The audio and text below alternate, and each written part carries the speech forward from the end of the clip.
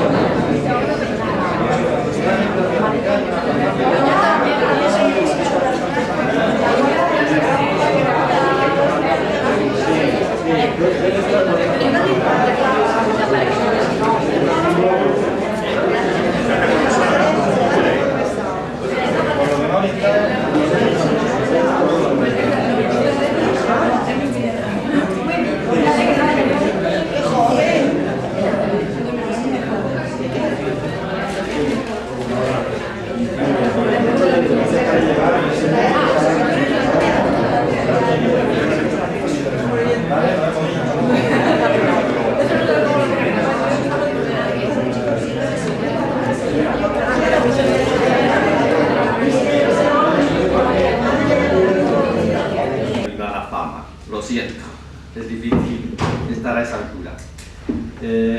Muchas gracias María José por esa presentación, muchas gracias a Antonio Gracia y a la Fundación Juan Gil Albert por permitirme estar aquí en Alicante, una ciudad que no conocía.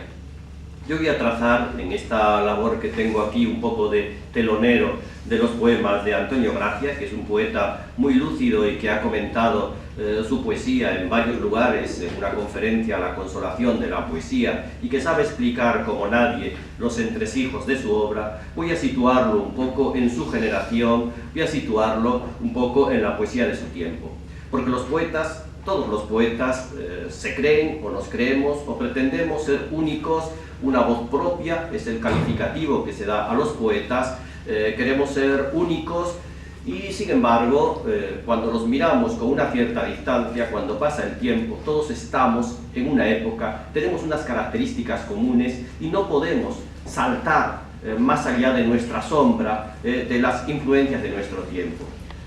O simplemente se da la paradoja de que somos distintos y además tenemos muchas cosas en común con la gente de nuestro tiempo. Eso ocurre con los poetas y ocurre con cualquier otro ser humano. ¿Y cuál ha sido la trayectoria poética o cuál ha sido la evolución poética española en los últimos 40 años, o medio siglo, los últimos 40 años? Pues lo que ocurrió cuando Antonio Gracia entró en la literatura, cuando comenzó a conocer la literatura contemporánea, en ese momento ocurre una ruptura, un cambio en una tradición que se había mantenido en cierto modo continuada durante los años de posguerra. Saben que la evolución literaria sigue un poco el ritmo de las modas, hay acción y reacción, hay un movimiento que llena todos los ámbitos y después hay una pequeña minoría que rompe contra él y después esa pequeña minoría se convierte en una nueva moda. Entonces, después, por el momento de la guerra civil, se rompe contra la literatura más esteticista, más deshumanizada, como se llamaba entonces, y hay un movimiento de rehumanización de la poesía. Después de la guerra civil, el magisterio de Juan Ramón Jiménez queda en cierto modo a un lado y su lugar lo ocupa Unamuno, lo ocupa Antonio Machado, y los poetas tratan del hombre, de los problemas cotidianos, de los problemas políticos hasta donde es posible. La poesía se hace una herramienta al alcance, o que pretende estar al alcance de todos, una herramienta para transformar el mundo. Hay un tipo de poesía que se aproxima, trata de aproximarse al lenguaje cotidiano. Los poetas ya no tratan de crear un dialecto poético propio, tratan de escribir en la lengua de todos y dar cabida a los sentimientos del hombre común. Un poema de José Hierro dice: yo, José Hierro, un hombre como hay muchos, esta tarde, puse a soñar, etc. Un hombre como hay muchos. Después de la guerra civil, el poeta quiere ser un hombre como hay muchos y expresar esos anhelos de la cotidianidad.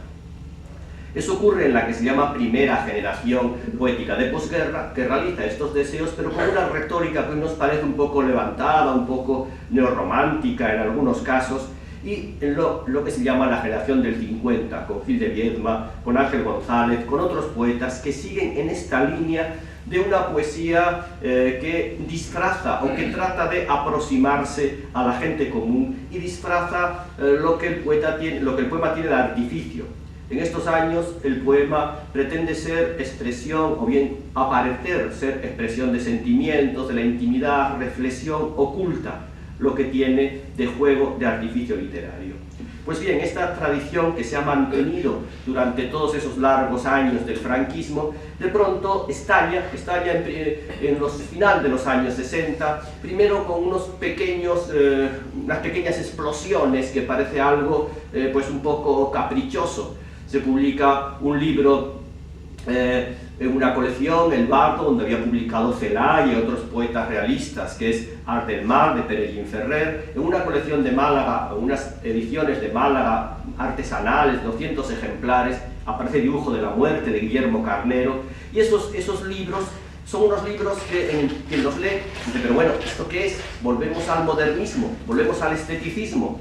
Parece una poesía lujosa, artificiosa, meramente decorativa en algunos casos, claro, no se sabía ver lo que había detrás, pero parecía como que algunos poetas despistados volvían atrás y renunciaban al compromiso a escribir una poesía a la altura de los tiempos. Son dos libros de muy poca tirada, pero que van llegando a la gente más alerta, y uno de ellos, Art del Mar, de Pereguín Ferrer, obtiene sorprendentemente, creo que defendido por Alfonso Canales o algún poeta bien situado en el régimen de entonces, obtiene el Premio Nacional de Literatura, lo cual es una señal de que había gente que apreciaba este tipo de poesía. Poco después, en el 70 aparece una antología que en aquel momento parecía en cierto modo un capricho de unos editores catalanes, en fin, esto es un inciso contemporáneo. El anticatalanismo de la España de siempre viene del antiguo, entonces parecía una boutade de José María Castellet, de Barral Editores, la antología Nueve Novísimos. Porque ¿qué era esa antología? Parecía una ofensa a la seriedad de la poesía. El poeta ya no es el prohombre. Los poetas que están allí dicen que ya estamos hartos de pasear el modelo ético o la figura, la efigie de Antonio Machado de un sitio para otro, ya está bien, y que esos poetas tenían muy buenas intenciones, los poetas de posguerra tenían muy buenas intenciones, pero un lenguaje muy seco, muy pobre, es decir, que literariamente no valían nada y políticamente a mí me dio muy poca cosa, porque el régimen franquista seguía gozando de buena salud y si tenía problemas no era por la acción de los poetas críticos realistas. Esta antología Nueve Novísimos en aquel momento se ve como una especie de tradición. Hay una poeta que se llama Julia Uceda que escribe un artículo en se llama La tradición de los poetas sociales. Y unos poetas de León, que eran de León y eran marxistas, un marxismo que eran aquellas cosas que había en aquella época, no sé qué ideólogo checo tomaban de modelo, en fin, cosas que nos parecen un poco alucinantes, que era el grupo Claraboya, pues hacen otra antología para criticar a estos poetas como neocapitalistas que toman el modelo milanés, italiano, etc. Y todos los sectores, curiosamente, no los sectores más conservadores o la poesía más oficial, sino todos los escritores progresistas y más al día arremeten contra este libro, Nueve Novísimos Poetas Españoles. Y precisamente este arremeter contra ese libro hace que va teniendo cada vez más importancia, hasta el punto de que hoy ese nombre, Novísimos, que en principio era un adjetivo, Nueve Novísimos Poetas Españoles, 9 poetas muy nuevos, pasa a nombre propio y pasa a referirse a esa generación. Pero algunos jóvenes de entonces y gente de otras generaciones ven que realmente este libro era un síntoma, que los poetas que estaban allí podían no ser los mejores poetas, había otros poetas, algunos no eran ni siquiera poetas, como Vicente Molina Foy, pero el cansancio estético estaba latente. Antonio Gracia ha escrito en algún sitio que cuando se publica Ar del Mar, de Jim Ferrer, o cuando se publica Dibujo de la Muerte, Guillermo Carnero, lo lee y reconoce que esos poemas se parecen a los que él estaba escribiendo antes de leer a estos poetas, que los deja de lado para no acusarle de continuador. A mí, en cierto modo, con este pequeño inciso, puede ocurrirme lo mismo. Cuando leí el libro me sentí identificado con ese cansancio de la poesía de Blas de Otero, de la poesía de Celaya, de la poesía de León Felipe, de una poesía, la de entonces, que se recitaba en las asambleas universitarias y que era más un motivo de agitación política que una innovación poética y un lenguaje nuevo lo que se quería hacer. Entonces, esta generación, la generación de Antonio Gracia, comienza con una ruptura, comienza con un cierto escándalo, con un cierto deseo de hacer borrón y cuenta nueva. Quiere acabar con la poesía de posguerra. En cierto modo, en este primer momento, esa generación, esos novísimos, son el equivalente de lo que en torno a 1918 supuso el movimiento ultraísta frente al modernismo. El modernismo, saben que es un movimiento de finales del 19 que comienza con mucho escándalo, sorprendiendo a todo el mundo. La gente no entendía aquello de que púberes canéforas te ofrenden el acanto de Rubén Darío, pero ha pasado el tiempo y en torno a 1916 ya el modernismo es el modelo poético que todo el mundo que empieza a escribir utiliza, y es el modelo poético que utilizan los poetas de blanco y negro, que era la revista que se leía entonces en las clases acomodadas y más, en cierto modo, oficial. Y a todos los poetas escribían así. Entonces, en ese momento, los modernistas, muy escandalosamente, dicen que eso no vale nada, que hay que acabar con todo, que hay que escribir de otra manera, en fin, que hay que renovar, destruir el lenguaje, incluso renovar la tipografía. Y tienen ese momento de que parece que se corta la tradición poética para empezar de otra manera. Pero, ¿qué pasó con los ultraístas? Pues que limpiaron la casa, arreglaron la casa, pero no la ocuparon. Los que llegaron a continuar la poesía española que utiliza, y es el modelo poético que utilizan los poetas de blanco y negro, que era la revista que se leía entonces en las clases acomodadas y más, en cierto modo, oficial. Y a todos los poetas escribían así. Entonces, en ese momento, los modernistas, muy escandalosamente, dicen que eso no vale nada, que hay que acabar con todo, que hay que escribir de otra manera, en fin, que hay que renovar, destruir el lenguaje, incluso renovar la tipografía. Y tienen ese momento de que parece que se corta la tradición poética para empezar de otra manera. Pero ¿qué pasó con los ultraístas? Pues que limpiaron la casa, arreglaron la casa, pero no la ocuparon. Los que llegaron a continuar la poesía española, es decir, los ultraístas llegaron, gritaron, se parcharon y no pasó nada. Los que continuaron escribiendo olvidaron el ultraísmo, como Jorge Luis Borges. Llegaron los poetas del 27, que eran poetas que sí, no seguían el modernismo, pero sí seguían la tradición de Góngora, la tradición de Lope de Vega, de los cancioneros y elementos de la vanguardia del surrealismo.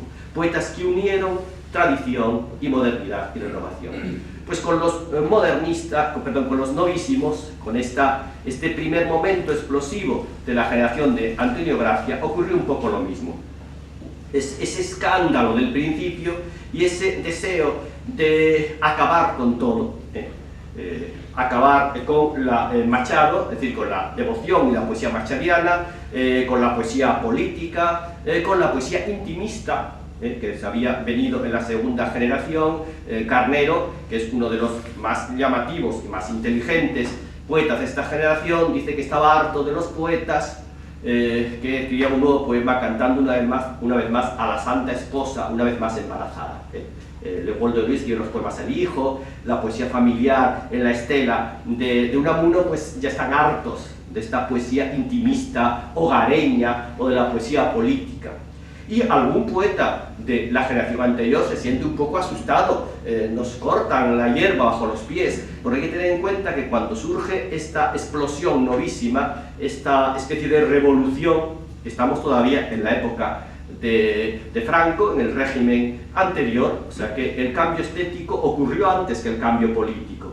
De alguna manera, el franquismo como ideología literaria acaba en los años 70 antes de que el régimen desaparezca como tal. Es decir, estos poetas novísimos ya escriben como si hubiera total libertad y como si la poesía no tuviera que estar al servicio de ninguna ideología política.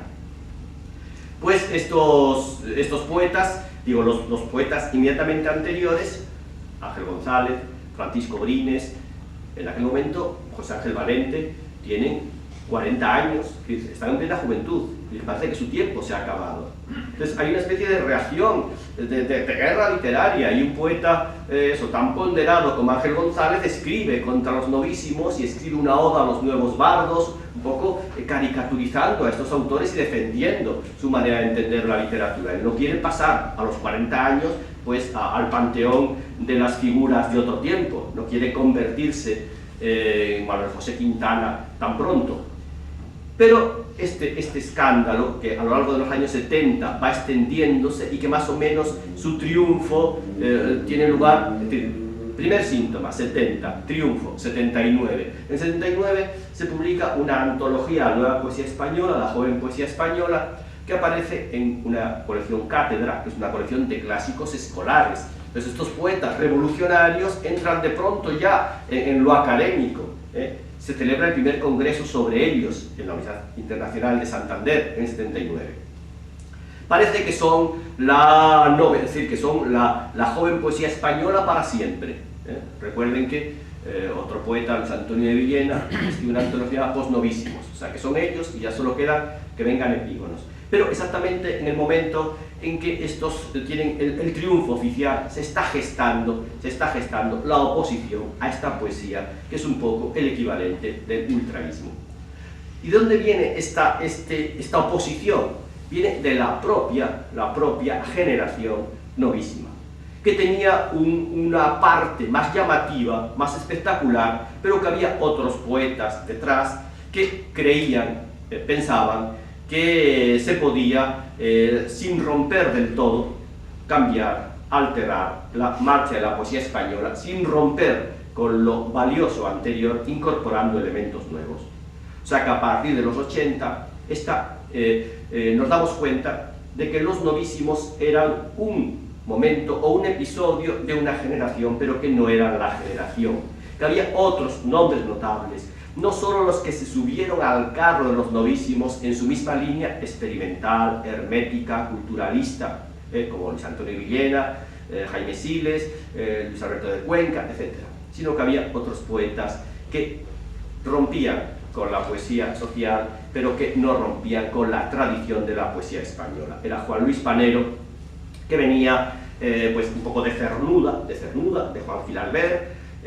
Eran poetas como Miguel Dors, que venía por un lado de una poesía familiar, religiosa, una línea de Leopoldo Panero, de Rosales, pero que también había leído a César Vallejo, que también utilizaba el experimentalismo en sus poemas, la ruptura del lenguaje coloquial o del lenguaje directo de la prosa, pero esas rupturas no tenían un fin en sí mismo. No pretendía desorganizar el lenguaje o destruir el lenguaje sin más. Pretendía destruir la lógica consabida o la gramática consabida para lograr una resonancia y una comunicación emocional más intensa, más profunda.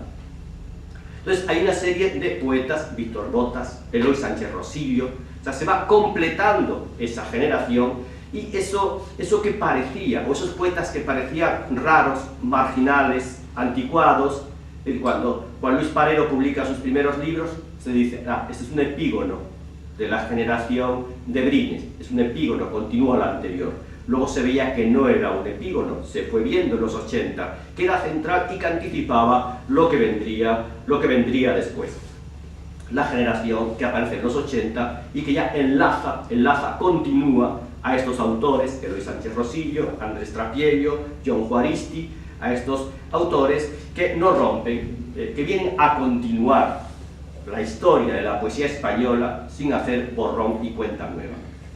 Antonio Gracia es un poeta guadianesco, pero también enlaza dentro de este movimiento que ha aparecido un poco en los márgenes, que ha estado en algún momento próximo a algunos poetas novísimos en sus primeros libros, con una cierta gusto por el culturalismo, y hay que tener en cuenta que ese afán culturalista muy característico de esta generación, como el componente metapoético, tiene dos maneras de manifestarse. Una muy epocal, muy del momento, que es el culturalismo exterior, recargado, excesivo, la cultura utilizada como disfraz y como máscara para alejar al público. Los poetas novísimos de este primer momento escriben poemas culturalistas, pero el motivo de ese culturalismo no es Beethoven, no es Mozart, no es Velázquez. No hablan de Beethoven, de Mozart, de Velázquez. Eso le parece que está al alcance de cualquiera. Hablan de un pintor de cuarta o de un pintor desconocido del Renacimiento, de un raro poeta chino o sánscrito, de un músico del que nadie ha oído hablar. Es decir, la cultura es un elemento elitista. La cultura, las referencias culturales son una especie de pautas para conjurados, es decir, para unos pocos que entienden eso, y el resto de la gente está un poco en esta línea que decía Horario: odio al vulgo común, los conjurados. Es decir, para unos pocos que entienden eso, y el resto de la gente está un poco en esta línea que decía Horario: odio al vulgo común, lo aparto. Pues no solo no quieren llegar al lector común, sino quieren alejarlo. Y por eso esa cultura hace que ese culturalismo del primer momento novísimo hace que sus poemas se llenen de citas en otros idiomas. Pero naturalmente, esos otros idiomas no son el francés, ni el inglés, ni idiomas que pueda saber la gente común, que alguno pueda saber. Son el sánscrito, el griego, el chino, en fin, lenguas que ni siquiera a veces conocen los propios que las emplean. Pero junto a eso hay un elemento culturalista más secreto. Existe un uso de la intertextualidad muy claro, que en cierto modo continúa el que ya tenía Jaime Gil de Viedma en algunos de sus poemas. Recuerden Pandémica y Celeste, o muchos poemas de Gil de Viedma, que tienen una apariencia muy coloquial, pero detrás está un poema de Diondón o una referencia, es decir, referencias, un poema de Baudelaire, referencias muy claramente insertadas en ese poema coloquial. Es decir, la cultura, en algunos poetas del 50, es lo que se incorpora, lo que queda después de haber leído mucho y aparece de pronto, espontáneamente, y es lo que une a la gente de una cierta cultura, una cierta lectura. Es utilizar la intertextualidad, ese uso del culturalismo, sí aparece en Antonio Gracia, que lleva a un libro suyo, Palimpsesto. Es consciente, son conscientes los poetas de esta generación novísima, incluso rechazando ese culturalismo excesivo o exterior, consciente de que escribir es reescribir, de que detrás de cada poema nuestro hay otros muchos poemas, y que en nuestra voz asoman otras voces, y que escribimos para continuar, refutar, decimos, lo que ya se ha dicho. Y estas referencias aparecen a veces muy claras, otras veces menos claras. Lo típico o lo característico del poeta después del 70, frente a otras épocas, es que oculta las citas. En otro momento las citas aparecen claras, subrayadas, con comillas, con nota o puestas al principio del verso. Entonces hay un cierto tipo del texto ajeno que lo aproxima a lo que la gente menos especializada puede considerar plagio. Es decir, que un cierto uso del plagio, del texto ajeno, sin indicar la procedencia, es muy propio de la poesía de esta generación, que se llama novísimo, pero que no son solo los novísimos históricos, ni esos son los fundamentales. Y aparece en cualquier momento. Antonio Gracia, en su último libro, llama Palimpsesto a dos poemas, uno que toma Thomas Mann, otro Rudyard Kipling, reescribe un poema muy famoso de Rudyard Kipling. Pero leyendo cualquier otro poema, podemos encontrar de pronto un hilo, un eco que nos lleva a otros textos, y que unos lectores lo encuentran, otros no. No importa mucho, porque lo característico de este uso de la cultura es que no aleja al lector. Es decir, que es un poco, alguna persona lo capta, otro no, pero el poema tiene sentido igual. cosa que no ocurría en el caso de los novísimos, que si no captábamos las referencias queda como un jeroglífico seco e ininteligible. Pues un poema de Antonio Gracia, La metafísica, bueno, lo voy a leer entero, comienza bajo el leve rocío de las nubes, etc. Unos versos más adelante dice: ¿cuándo será que pueda, una mañana gozosa, levantar mi pensamiento hasta la dicha de sentirme vivo, sin que mi voluntad se tuerza y cuente la fugacidad de los instantes? No estoy leyendo el poema como poema, sino simplemente para lo que quiero decir. Bueno, la metafísica, ya el título, un título que remite, por un lado, a una corriente de poesía de los últimos años, metafísica, una corriente más o menos valenciana que se pone de moda, pero que también remite al 74, creo que es la metafísica. Pero ¿cuándo será que pueda? ¿Cuándo será que pueda, libre de esta prisión, volar al cielo, Felipe y en la rueda, que huye más del suelo, contemplar la verdad pura, sin velo, etc.? Detrás está una oda de Fray Luis de León. O sea que este uso de la poesía, de la cultura, en cierto modo asumida, camuflada, disfrazada, caracteriza muy bien a la generación que comienza con los novísimos, pero que llega mucho más allá o que tiene otros elementos. Es una generación, la de Antonio Gracia, que comienza, que se da a conocer exhibiendo el artificio. Esto no es una pipa, decía un pintor, claro, es un cuadro. Entonces lo que quiere decir esto que parece un poema de Miguel Dors. En este poema hay un paisaje gallego, hay lágrimas, hay amor, hay esto y lo otro, no hay nada. Dice, lo que hay son unas manchas negras sobre papel. Demostrar el artificio, la poesía engaña al lector, pero en realidad es una construcción hecha en frío para tratar de provocar unas emociones. Pues estos primeros poetas, o esta generación en su primer momento, muestra, quiere que la obra de arte se vea como obra de arte, que no se confunda con la vida, que el arte no se confunda con la vida, que el andamio que construimos para levantar el edificio queda ahí patente. Hacen poemas que son como el Centro Pompidou de París, de esos años 70, que tiene todas las cañerías por fuera, las tuberías, y que parece un edificio con sus andamios, frente a los edificios de la época neogótica de final, como el puente, la Torre de Londres, que es una especie de locomotora disfrazada de castillo, de cuento de hadas. Dentro tiene todos esos elementos, calderas y hierros, y por fuera son como unas torres góticas. Son dos concepciones absolutamente diferentes. Pero esa generación, cuando pasa el tiempo, los poetas más notables son poetas que vuelven a ocultar el artificio para demostrar, para transmitir la visión del mundo y la emoción que el poema quiere enseñar. Y por eso, ¿cuándo será que pueda? Parece una frase trivial, y no tiene, se rompe el verso, que era un hectasílabo, se rompe en decasílabo, para disimular, para dejar ahí que está Fray Luis de León, pero está convertido en sangre de la propia sangre.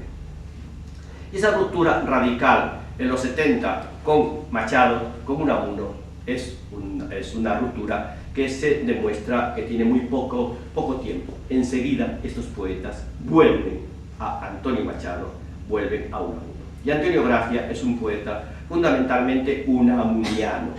Es decir, que Unamuno le angustiaba, le obsesionaba la mortalidad, el hecho de morir, de desaparecer para siempre, la nada. Y esa obsesión por la nada, la mortalidad, la inmortalidad, está también en Antonio Gracia. Unamuno tenía esta religiosidad. Un poema lo titula La oración del ateo. Existe tú, mi Dios, porque si tú existieras, existiría yo también de veras. Esa lucha, que es en cierto modo uno de las angustias centrales de cualquier ser humano, que no se puede disfrazar con florituras verbales y con juegos intelectuales. Ese saber que somos mortales, que nacemos para morir, para desaparecer, que no quedará nada, y que esa angustia que se trata de calmar con el arte. Recuerden el verso de Horacio, que también Antonio Gracia glosa de una manera y de otra, de todas maneras. Levanté un monumento más duradero que el bronce, no moriré del todo, pero recuerden que Unamuno, en uno de los sonetos que incluye en Andancias y Visiones Españolas, lo glosa diciendo: hasta los muertos morirán un día. Hasta los muertos que permanecen en el recuerdo dejarán ese recuerdo y se les olvidará también, volverán a morir 2 veces. En esa angustia existencial está incluido, está dentro de ella Antonio Gracia, un poeta que ha ido dejando, ha ido por muchos caminos, pero que ha llegado a concentrarse en ese tema central, básico, del hombre como ser para la muerte.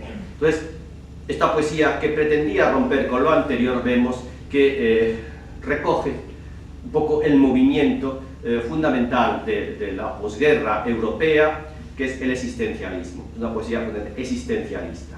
Unamuno, preexistencialista, había escrito un libro, su libro que es del sentimiento trágico de la vida en los hombres y en los pueblos. Pues del sentimiento trágico de la vida hablan los poemas de Antonio Gracia.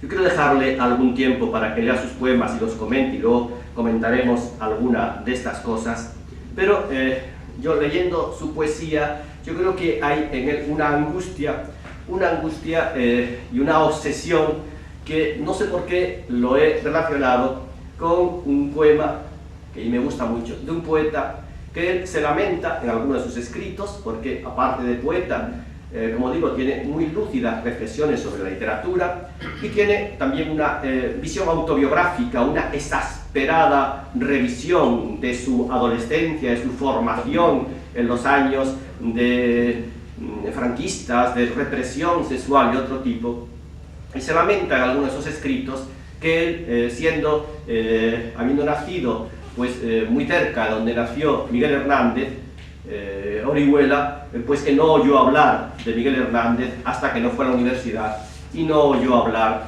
de él a los profesores, sino a los alumnos, a otros compañeros. Pues hay un poema de Miguel Hernández que habla de una angustia, es una angustia amorosa, una angustia que nace del mismo y que no tiene fin. Y Miguel Hernández lo hace como una construcción muy perfecta, muy geométrica, y de alguna manera me parece a mí que simboliza cierta poesía que consiste en lograr con esa angustia un poco la maravilla del poema, ese no tener donde sostenerse, el hombre no tiene a qué asirse, y sin embargo en las sílabas, en el poema, esa construcción encuentra el único asidero. Voy a terminar con este poema y luego, si quieren, seguimos hablando de estas cuestiones después de escuchar los poemas de Antonio Gracia.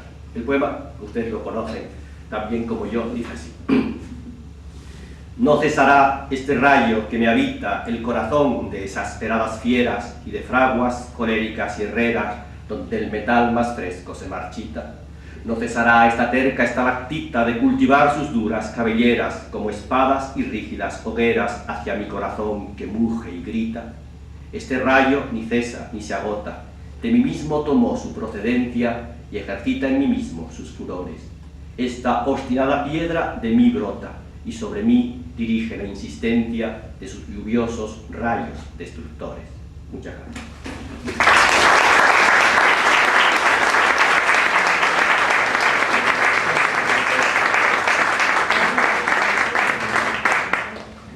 Bueno, después de la charla, creo que ha trazado un panorama de la poesía hasta donde llega, hasta donde estamos, hasta Antonio Gracia. La verdad que de las pocas veces que cuando oyes hablar a una persona centra maravillosamente bien el tema y es como muy claro. Yo no sé si les habrá pasado a ustedes, pero de verdad exquisito, con memoria incluida yo. Eso de la ogrez, que no sé si existe esa palabra. ¿La ogrez? Ogrez, de ogro, ¿con qué le califican? Pues yo se lo quito, O sea que totalmente. Bueno, pues y ahora vamos a presentar a Antonio, pero no desde un punto de vista excesivamente literario en cuanto a sus obras y todo esto. Yo le he escrito alguna cosilla, han pasado ya 2 años desde que el 4 de febrero del 2003 el Instituto Juan Gil Albert celebraba un acto literario que titulamos La inmensidad, para tratar la trayectoria poética de él, habiendo coincidido en esas fechas con la obtención del Premio Mundial de Poesía Mística Fernando Rielo y el Alegría de José Hierro. En mi presentación decía: he leído a Antonio Gracia la mayor parte de sus trabajos literarios. Desde el principio juzgué su obra como resultado de una amarga y lenta melancolía. Otras veces pensé que el infierno y él mismo eran cómplices de sus poemas. El hecho de leer cómo es capaz el ser humano de desgarrar el alma sobre el papel, mostrar el dolorido sentir, descender a los infiernos, debatirse entre tinieblas y buscar la luz con denuedo para sosegar su espíritu, dejaba cierta amargura a mis preguntas y desazón en sus respuestas. En 2 años que han pasado, la inmensidad del contenido de su obra ha ido creciendo tanto que los que admiramos su poesía creímos que había alcanzado el Parnaso de los poetas. Pero en el universo de la poesía nada nos es nuevo. No es morir el deseo de morir, nos dijo en una entrevista. No es vivir el deseo de vivir, se contestaba a sí mismo 30 años después, cuando consiguió germinar una nueva línea poética más sosegada y menos inquietante. Para un púgil de la palabra, como es Gracia, que pone en el combate el alma del poeta a fin de alcanzar el trofeo de la eternidad, debe estar ya acostumbrado a caer y a levantarse, al bullicio y a los silencios, a la verdad y a la mentira. Antonio Gracia tiene la cultura de la soledad. Eso ayuda mucho porque cultiva el arte de la reflexión y ofrece sus poemas al lector para que recolectemos del campo de las sensaciones los frutos de su lucha. Sus aliados son la lectura, la música, la pintura, el hombre y su naturaleza sensible, la perpetua búsqueda de la belleza en la belleza para no dejar sentir llegar la muerte propia. Cito: hay que inventar la vida y la alegría. Pero para llegar a estas conclusiones, al lector le hace pasar por su calvario. Como poeta, Gracia es cruel consigo mismo, negando la existencia de lo que debería darle paz, la búsqueda de la felicidad. Cito: como todas las actividades del hombre, mi escritura tiene como meta el hallazgo del sosiego, eso que algunos llaman felicidad, pero la felicidad es un territorio que muchos han explorado y sobre el que todos han mentido. Como todos los mitos, es una invención del ansia, una utopía del desconsuelo. A veces, como hemos visto, a veces, como hemos visto, es pesimista, exigente, perfeccionista por naturaleza, incondescendiente con el mismo. Nunca cree haber hallado la palabra exacta para calmar su ansia poética espiritual. El verso que lo tenga todo y contenga todo lo que busca en la naturaleza, en la sustancia del ser, en la médula de uno mismo. Dueño de sus soliloquios, exige respuestas imposibles a las mayéuticas con que cualquier ser humano se enfrenta a la verdad de la vida y de la muerte. Ese reloj sin agujas que nos da las horas de los días, pero nunca nos dice cuándo llegaremos a tocar la noche y sus tinieblas. La trayectoria poética de Antonio Gracia no es nueva. Ha sido un peregrinar por limbos e infiernos hasta lograr la redención por la poesía. El libro Devastaciones, Sueños, más optimista, nos hace pensar en ello. Por eso, la poesía para Antonio Gracia es su amante más preciada, a la que mima, atiende, alienta, ama. Estamos convencidos de que tras la expurgación inexorable que el tiempo hace de autores y poemas, los de Antonio Gracia perdurarán, mientras el hombre siga siendo una pregunta, queriéndose responder a sí mismo. Yo podría decirle, los libros somos todos, los conocen perfectamente. El último, Devastaciones, Sueños, recién publicado, lo pueden encontrar pidiéndolo en las librerías, parece ser que se está vendiendo bien. Es una edición hecha en Madrid, literaturas.com. Lo aconsejo para que vean en qué punto está Antonio Gracia. Yo creo que lo mejor es que él nos lea parte de esos poemas y si quiere comentar alguna cosilla, y después yo me echo para atrás y ellos dos y ustedes pueden participar de un pequeño coloquio. Antonio, tienes la palabra.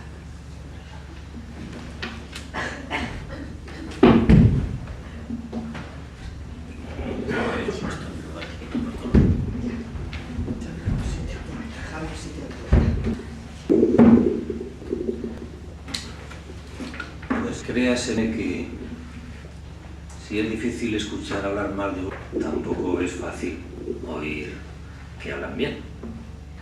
De manera que agradezco las palabras de José Luis García Martín y de María José Zaragoza. Y agradezco también la asistencia del público, porque aunque la cultura es un derecho de todos, poco la toco como un deber, aunque sé que hoy hay varios actos y aquellos amantes de la cultura se han tenido que repartir entre esos lugares. Y también agradezco a las instituciones posible este acto. ¿Qué puedo decir de mí? Porque este acto de mí se trata, sino que me desconozco más que me conozco y que precisamente por eso escribo, para intentar conocerme. A través de mi escritura he sabido que el corazón es el centro del universo y que esto que llamamos cuerpo no es más que un lugar lleno de estrellas y que en él germinan tanto los sueños como las devastaciones. Seguramente sueños engendrados en la infancia, ese lugar sin límites en donde todo es posible y en el que también germinan los desengaños. Y cuando salimos de esa infancia nos encontramos con que somos, o me encontré, con que me sentía hijo de la eternidad y padre de la propia muerte. Seguramente podría escalonar mi vida, o lo que he escrito, en diferentes peldaños que a nadie interesarían si nadie se encontrara reconocible en algún aspecto en ellos. Porque yo creo que un poema no escrito, una música, un cuadro, solamente empieza a justificarse cuando ocurre eso que acabo de decir. Lo demás me parece ludismo, abracadabra del verbo y nada más. Creo que lo único que vale es conseguir la universalidad de la intimidad. El resto son cotilleos íntimos que uno cree trascendentales y que a los demás le importan muy poco. ¿Cuáles son esos pasos en los que yo colocaría, digamos, mi trayectoria en este breve repaso? El primero, el conocimiento de la transitoriedad, ese instante en el que en medio de un juego te das cuenta de que la infancia no es más que una naturaleza efímera y que lo que espera después es un territorio desconocido que empieza a estar signado por el desengaño, por el dolor. Al menos así lo vi yo, ojalá solo sea mi visión. Y esa naturaleza efímera me llevó a buscar cuál era la esencia que había en mí y me pareció encontrar, quizá lo inventé por la necesidad de salvación, que yo era un amasijo de infinitud y de inmensidad, que la carne bullente y el espíritu doliente eran una amalgama del cosmos. Y quizá eso es lo que mucho más tarde quedó plasmado en este poema titulado El astro enfebrecido. Mira los ojos, cómo transparentan la luz del universo, donde el alma es infinita. Observa enfebrecidos esos labios por los que emerge el mundo. Siente el cuello que yergue la cabeza y se abre sobre el pecho como un río apaciguado. Escucha el corazón, su músculo sonoro, su sangrienta geometría, el cúmulo de gárgolas ardientes y las vísceras añiles enrojecidas por la voluntad de la creación, los vasos y los filtros ordenados en mágica armonía. Contempla el firmamento esplendoroso del epitelio cósmico interior, las 1000 estrellas que el cerebro fragua. Mira cómo se ordena el caos, mira cómo surge la nada y se transforma en cálida materia inteligente, y cómo se dilata en los pulmones y se expande en la rueca de la vida hacia el pubis sediento. Observa, palpa la humana simetría, huele el tacto de las manos, los muslos, la osamenta vestida con la carne que se burla de toda podredumbre y canta firme la exaltada salmodia, la lujuria de la pura existencia incontenible, irresoluble en muerte. Abraza el cuerpo, repite su clamor y niega entonces la furia del vivir y su conciencia de eternidad. Pero esa pulsión cósmica, signada por la sensualidad, encuentra pronto su imposibilidad de llevarse a cabo.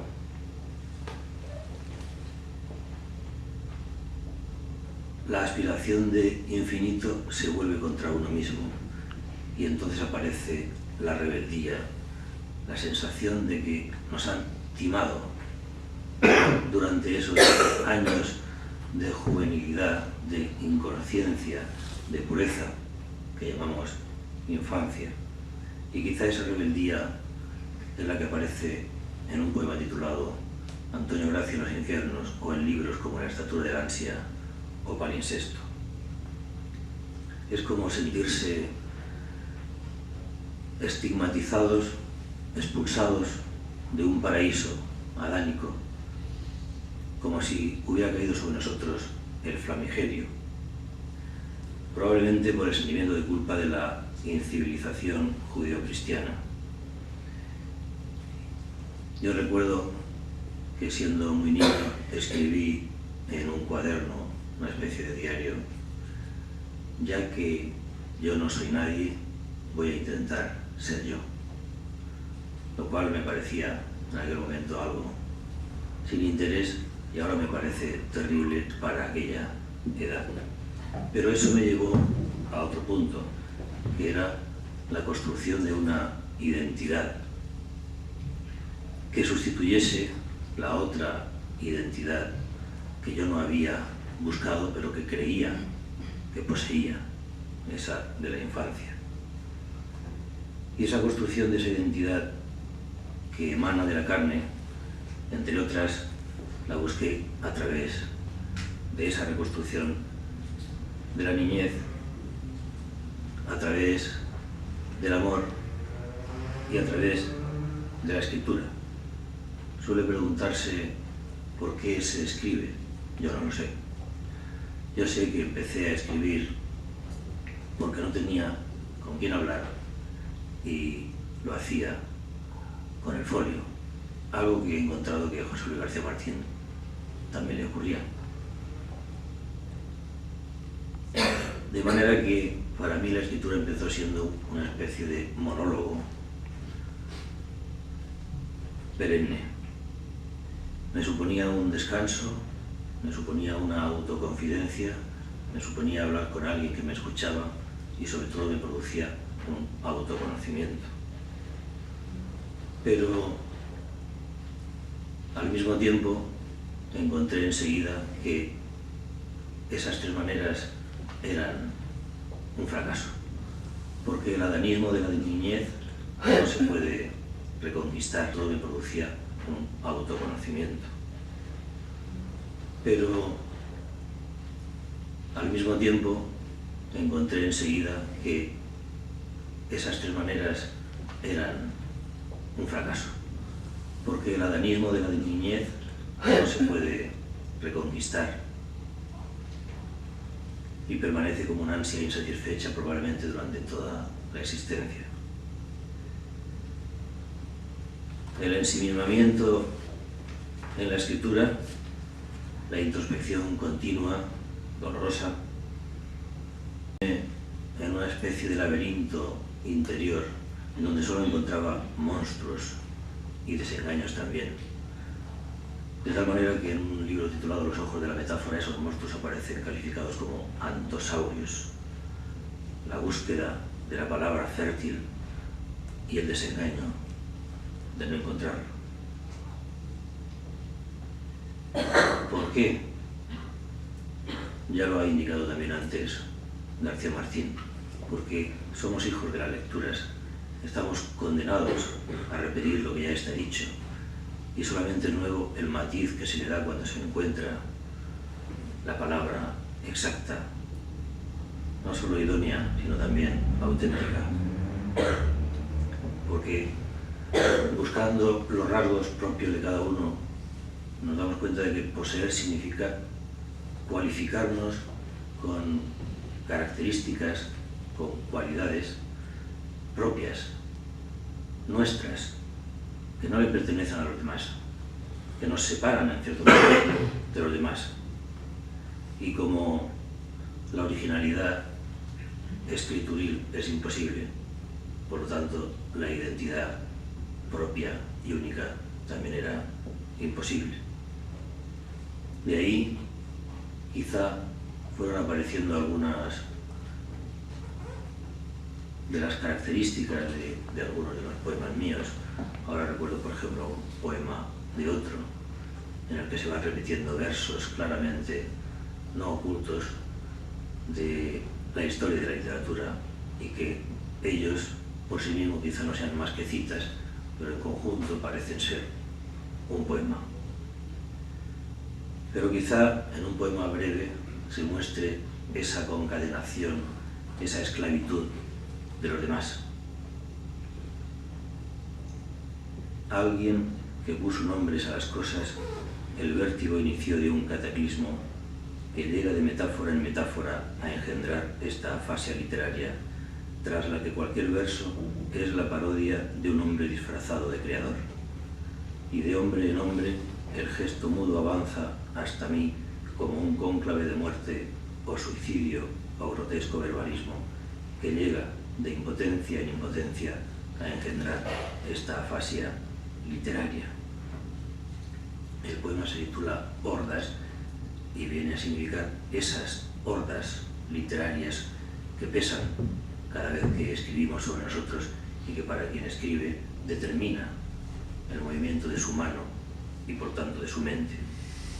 Ese fracaso, esa impotencia, esa afasia, ese decir, si estoy buscando mi identidad en la palabra y no la consigo, ¿qué hago aquí? También estoy fracasando como persona y como posible autor, como homo scriptor. Se abandona y se encuentra otro refugio, en este caso en lo que mueve el mundo según Dante, que es el amor. Y se proyecta intentando trascenderse en esa amada, como dejando en ella esa vida que nosotros vamos a perder para que perdure en ella. Cuando yo muera, quiero que olvides que existí. Estaré en tu memoria, la que no recordamos, la que nos hace ser quien somos porque fuimos. Y él continuará abrazándote. Viviré en tus entrañas y estaré en las palomas donde quiera que mires y no esperes hallarme. Por eso yo te digo que cuando muera, quiero que me olvides, que abraces los cuerpos de otros hombres que te sigan amando con la furia del tigre y el tacto de las rosas. Piensa que si viviera, querría oír tu risa y saber que en el mundo permanece el aroma de tus senos de mar y tus muslos de escarcha y el orgasmo estridente de la creación forjándose. Escúchame, alma mía, déjame que me vaya sabiendo que mis dedos moldearon tu carne, que mi vida creció en tu vida y que existo, a pesar de la muerte, en la vasta armonía de la existencia, tú. Pero esa amada que en algún momento de algún poema se califica de la vida es un suicidio interminable, tus labios me han salvado de la muerte, tampoco consigue ser esa especie de paraíso sustitutivo de la esencia infantil.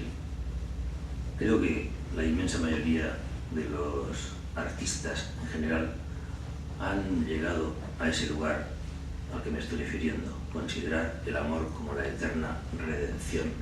Incluso en la música, y por ejemplo, dignísimo sería el Tristán y Isolda de Wagner. Intenté reflejarlo, o no lo intenté reflejar porque casi nunca sé lo que voy a escribir después de haber puesto la primera palabra, en un poema titulado Catálogo de pájaros. Pues bien, a esa amante es a la que se elige como depositaria de lo que uno es y lo que uno quisiera ser. Legado. Pienso en ti. El mundo yace en calma.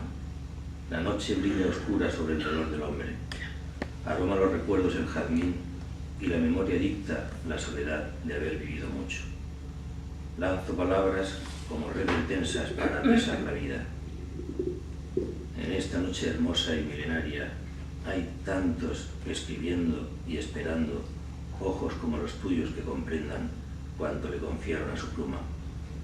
Tal vez ellos se busquen en mis versos, igual que yo me he hallado en los de otros. Un día moriré y quedaré tan solo en tu mirada, única luz donde logré escribir mi nombre verdadero. Mas también tú te irás, y toda esta tristeza y este esfuerzo serán un sueño repetido y roto.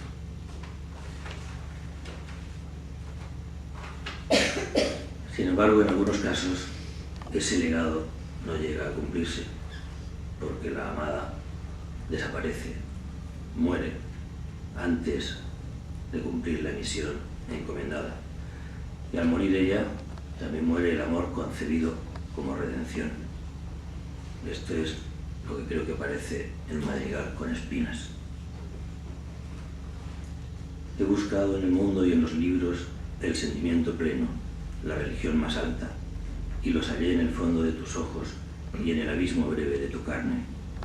El brillo de la espada surgiendo de la herida no iluminó el amor con luz tan clara como el destello que alumbró mi cuerpo al golpearlo el pedernal del tuyo. Nunca el gozo elevó mi espíritu a los cielos como el beso de nuestras almas.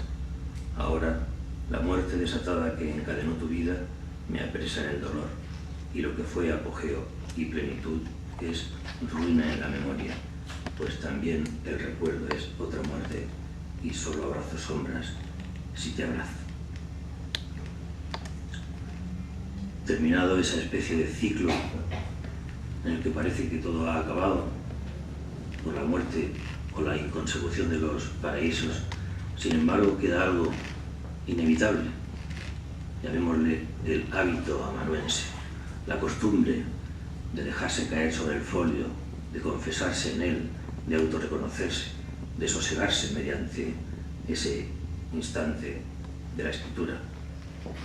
Y ese hábito amanuense es el que ha ido permaneciendo en mí a lo largo de muchos años, más como un manantial que como un río, aunque permaneciese como un torrente interiorizado. Y entonces, al desaparecer todo lo exterior, se considera que esta vida no tiene nada que ver con nosotros y que la única coedaneidad es la posteridad. Y también en ese momento es cuando ese homo moriens que uno es o que se siente empieza a fijarse más en el homo scriptor que, queriendo sin querer, empezó a cultivar o a crecer en él. Y aparece la conciencia pulimentadora, la necesidad y el deseo de encontrar la palabra exacta. Yo siempre me he desentendido de lo que escribía porque no sabía que estaba escribiendo como si yo fuera un escritor, como en este momento me parecen presentar.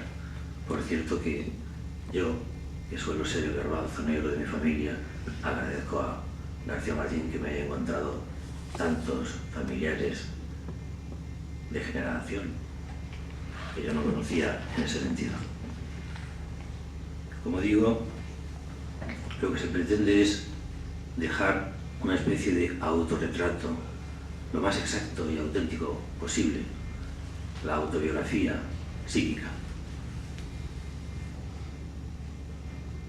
Y eso que parece una meta, y que de hecho lo es, produce un cierto sosiego cuando has terminado de decirle al folio lo que no sabes decir de otra manera. Pero al aparecer la conciencia cumplimentadora siempre está el descontento, porque como también diría el propio García Martín, todo es material perecedero, según un título suyo. Y desde luego piensas que de nada sirve lo que estás haciendo, que lo han dicho todos ya antes que tú y que lo seguirán diciendo mejor. De manera que la medicina se convierte en enfermedad y el sosiego en un desasosiego al ver que fracasas una y otra vez intentando levantar la piedra que construye una pirámide que te encierre dentro, pero no para que te oculte, sino para que los siglos te recuerden. Esa consolación con la poesía no encontrada aparece en el poema titulado El secreto. Cuando sientas que el mundo te derrota, no intentes combatirlo. Edifica un castillo en tu interior y cuelga terciopelos y templanza en sus muros. Dispón un fuego manso junto a la mesa de la biblioteca. Mira el cielo brillar entre las llamas y los libros. Inúndate de luz en la frágil belleza de los cuadros. Escucha el clavecín mientras tu pluma persigue en la escritura algún sosiego. Y por eso, porque el arte propio no consuela, porque lo sabes, imposibilitado para ello, es por lo que es el arte universal el que se convierte en el verdadero consuelo, en el instante final. Y así aparece en este poema. Sobre el lecho transido espera la otra muerte, rodeado de Empir, Durero y Garcilaso. El respirar ya ocioso no le impide vagar de la música al lienzo y a la página. En el pretil de sombras que cercan su agonía está el joven azul, muchachas en el puente, un verso de Petrarca, una nota de Scriabin y la Madonna Elisa, que todo lo comprende porque venció el dolor con su sonrisa. Tanta belleza extingue tanta melancolía y disipa la angustia del mundo que se acerca. Si detener pudiera la vida en ese instante, elegiría ser el acorde infinito, un cuadro inacabable, un verso inextinguible. Todo a su alrededor se ennoblece en la noche.